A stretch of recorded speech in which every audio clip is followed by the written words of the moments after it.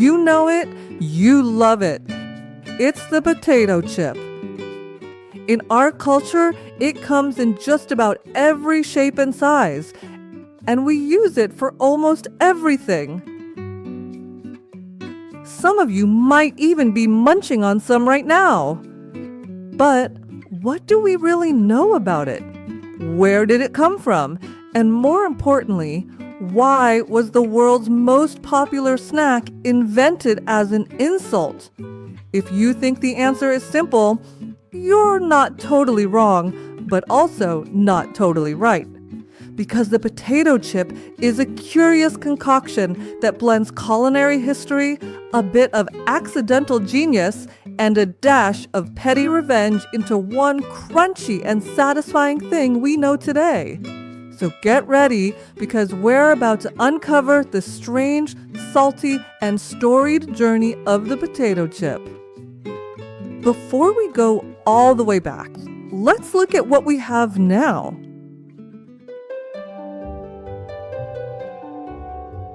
At its core, the modern potato chip is a simple thing. A thin slice of potato, fried or baked until crisp. Its function is pure satisfaction, that unmistakable crunch. The savory hit of salt and seasoning. It's a fixture in our pantries and a staple of our social gatherings. But the chip of today is a world away from where it started. To understand how we got here, we have to go back to its very specific, very personal roots. The potato chip doesn't have ancient roots, but it does have a legendary origin story. We're going to Saratoga Springs, New York in the year 1853.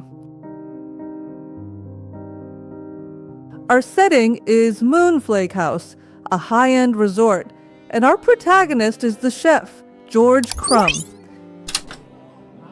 The story goes that one day, a particularly fussy and demanding customer, rumored to be the railroad tycoon Cornelius Vanderbilt himself, kept sending his order of fried potatoes back to the kitchen. The complaint? They were too thick, too soggy, not crispy enough. After several return plates, Crumb, a man known for his culinary pride and short temper, had had enough. This wasn't a problem to be solved, it was an insult to be answered. So, this brings us to the part that defines the chip's creation. Why was it designed to be inedible? Frustrated and looking for revenge, Crumb decided to mock the customer's request. He took his sharpest knife and sliced the potatoes paper thin, so thin you could practically see through them. Then he fried them in scorching hot oil until they were rock-hard crisps, impossible to eat with a fork. As a final sarcastic flourish, he showered them with an excessive amount of salt. He sent the plate out, a petty act of culinary warfare, fully expecting the customer to hate it. But the plan backfired spectacularly. The customer took a bite and was ecstatic. He loved the crunch. He loved the salt. He passed them around the table, and soon other diners were demanding a plate of these newfangled fried potatoes. Saratoga chips, as they came to be known, were born.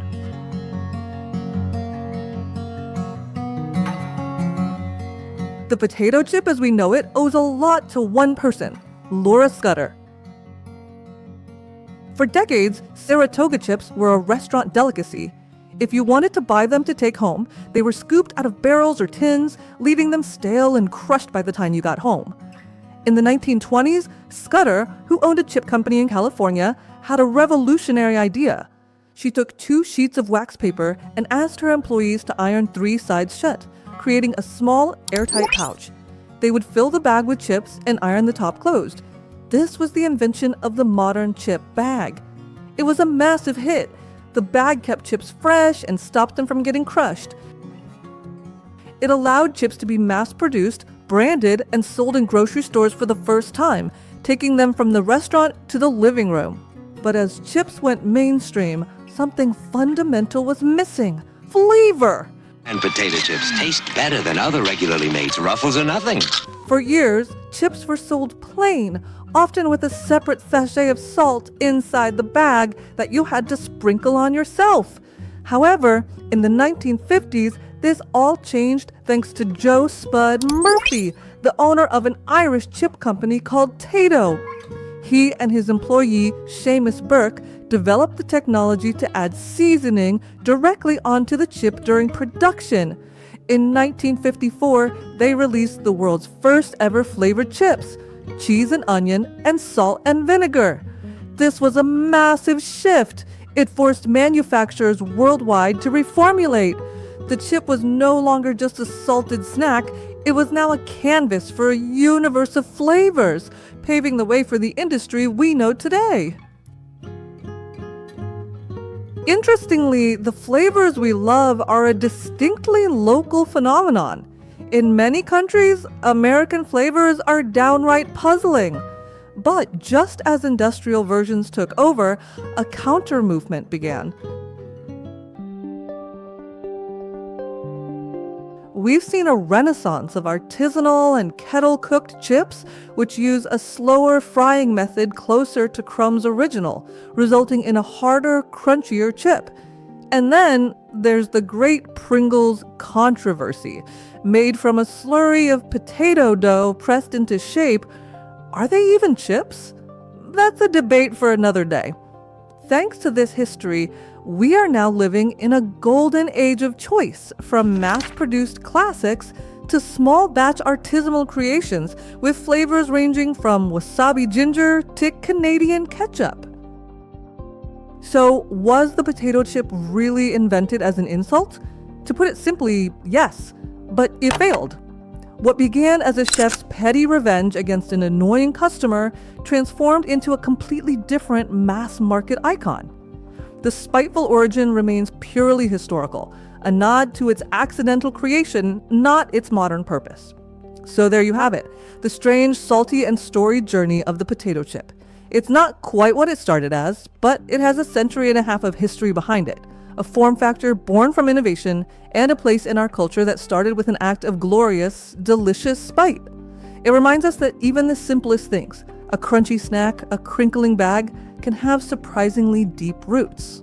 What do you think? What's your all-time favorite chip flavor? And what other simple things have a history you'd like us to explore?